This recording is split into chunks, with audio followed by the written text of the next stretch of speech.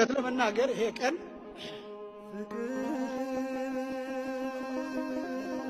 እንደዚህ ነው።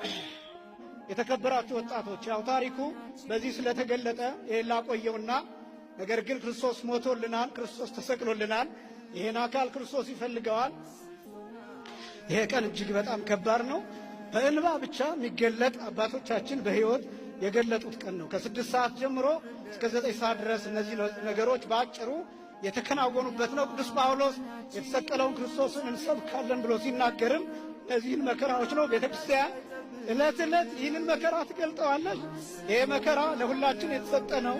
በሕይወትም እንገልጠው ነው። ክርስቶስ ለአዳምና ለሔዋን እንደ ካሰ ለማጠየቅ ተራቁቶ ሙሉ ራቁቱን ሆኖ የተመሳቀለው እንጨት ላይ 7ቱ ዕፅዋት ላይ ገላው ያረፈው ልክ 6 ሰዓት ላይ ነው።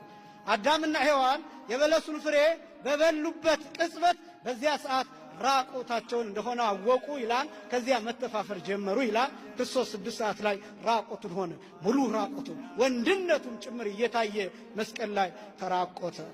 አዳምና ሔዋን ስለበሉት ፍሬ ፋንታ ክርስቶስ መስቀል ላይ ስለነሱ ተሰቀለ።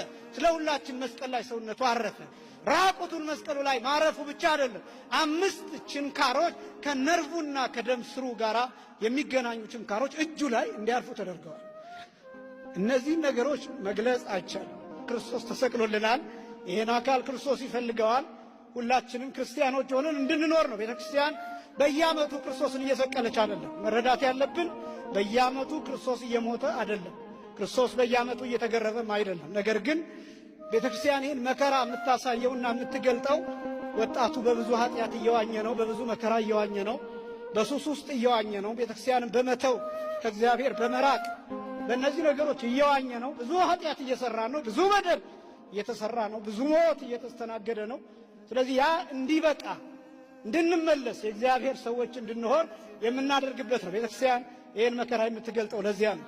እኛ ግን የተሰቀለውን ክርስቶስን እንሰብካለን። በግብረ ሕማማቱ ይሰበካል፣ በዜማው ይሰበካል። የአባቶቻችን አለባበስ ክርስቶስን ይሰብካል። እነዚህ የተሰቀሉት ነገሮች የምትመለከቷቸው ክርስቶስን ይሰብካል። ወንጌሉ ክርስቶስን ይሰብካል። ጽዋው፣ ጻሕሉ፣ ነዋያተ ቅዱሳቱ ክርስቶስን ይሰብካሉ። ይቀጥላል። ክርስቶስ የሚሰበከው በዚህ ቤተክርስቲያን ዛሬ ብቻ አይደለም። የትንሣኤ ክርስቶስ ነው የሚሰበከው። ማዕዶት ከዛ ቶማስ